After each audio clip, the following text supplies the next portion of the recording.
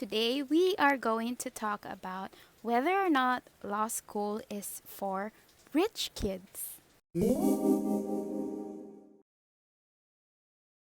Hello mga besh! Hello mga bay!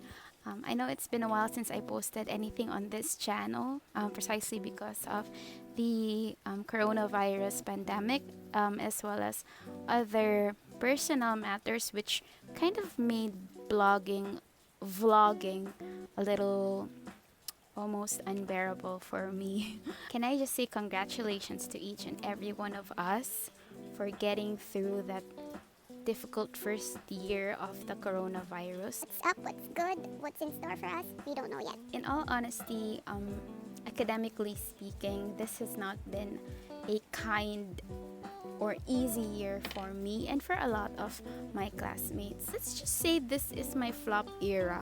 Kung sa mga pop artists pa, they go through a flop era, you know, when they release a new album and then it doesn't surpass the last album. So, ganon. Beyonce ka girl, Taylor Swift ka girl. Anyway, enough of that. Today, I'd like to discuss something which has always been a question to many people. And the question is whether or not law school is only for rich kids.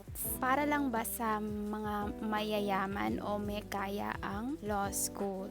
The answer, yes and no. Sa totoo lang guys, no tea, no shade, no pink lemonade. It really is expensive. And it really is an advantage if you come from a rich family or may kaya ka. It makes your life easier if you have the money because you don't have to, you don't have to worry about anything else other than your academics. In fact, you need a lot of money in order to sustain your legal education. For the most obvious reasons, tuition fees and law school books are the top two financially draining aspects of being a law student. Most law schools, depending on their bar rankings, facilities, professors that they hire, most law schools would cost around 25,000 to maybe 300,000 per semester. So, for example, in the University of the Philippines, according to their website, you'd have to spend 15,000 pesos per unit. So, if you have 21 units in each semester, that would translate into, wait lang guys, math.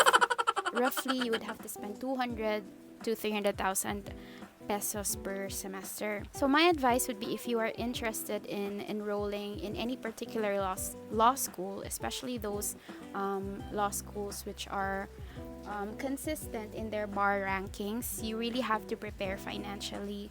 Kailangan mo talaga mag-ipon. Circling back to what I said, if you are really a rich kid, then you would have no problem. However, there are also scholarships which are being offered in various law schools in the Philippines. So all you have to do is browse their websites and look for some of their scholarships or financial grants. And there are also local government units or agencies of the government which offer scholarships. For example, here in Davao City, the local government unit offers a law school and medical school scholarship under the EBSU STEP Scholarship Program. So for the EBSU STEP Scholarship Program, the only requirement is that you do not have a failing grade every semester. And that's it. As to the application process for this scholarship program, I will provide a link down below. Now, I did say that it is an advantage to be a rich kid in law school. However, there are law schools out there which cater to less privileged students. Some universities are actually affordable. For example, the University of Mindanao offers a Juris Doctor program at 750 per unit. Polytechnic University of the Philippines. Now, when it comes to books, I dare say that a law student would have to spend around 3,000 to 10,000 pesos each semester. But that's if you want to buy every law school book that your teacher prescribes, you know. Especially if you are first year, then I would advise that you buy an original copy of your criminal law book constitutional law book, and your persons and family relations book. Now, the expenses that you would incur for your law books would depend on the particular author that your teacher would prescribe. So, for example, when I was in first year law school, my persons and family relations teacher prescribed Santa Maria as our textbook. So if you take a look at the Rex bookstore website, the Persons and Relations book by Santa Maria would cost 997 pesos, or almost 1,000 pesos. So if you buy all original books for all of your subjects per semester, you would really have to shell out a lot of money. But take note, however, that you can always photocopy your books. Before COVID, in our school, we had a photocopy personnel stationed near the law school department, or the law department. This person is beloved by all law students because he is very helpful, and sometimes mas marunong pa siya kung ano yung libro na piniprescribe ng isang teacher.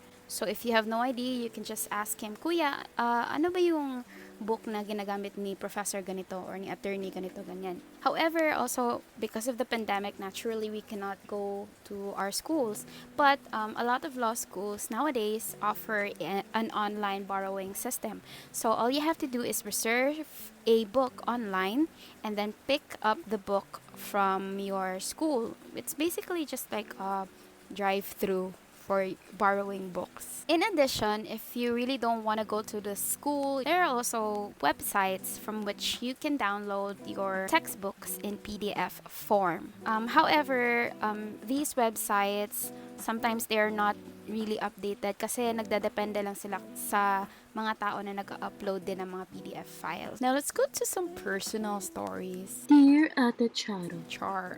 Ako naman, I did not come from a rich family, but my mother is working for the government, and I'm actually also working full-time, and so that really helps with my finances. There are times that law school takes a big chunk from my finances. Meanwhile, I have classmates who are really struggling financially to make ends meet and at the same time sustain their education. It really is heartbreaking to see because I know that they are so determined to finish school. It's just that financially there are huge hurdles that they have to overcome. May mga classmates kami na may pamilya or only have one source of income, and they have to sustain their family and their children. So really, being able to survive in law school is a matter of luck and privilege as well. I don't want to paint a rosy, unrealistic picture when it comes to law school. I don't want to promote toxic positivity also in this channel.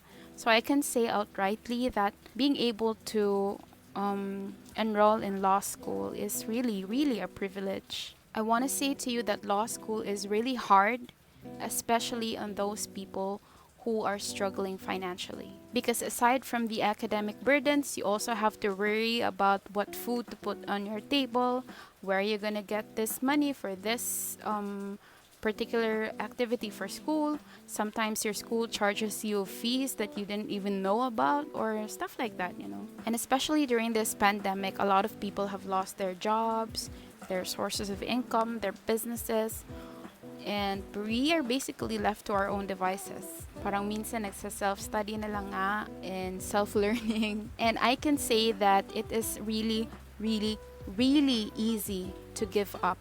And I don't know what's going to happen in the next few months or years, but we do not have a choice but to keep on dreaming. And I hope that everything turns out the way we want them to. So anyway, I didn't want to end this video in such a somber note, but thank you guys for being with me, and I hope to see you again in the next video. Please click like, subscribe, hit the notification bell, and comment, and yeah, I'll see you soon. Bye.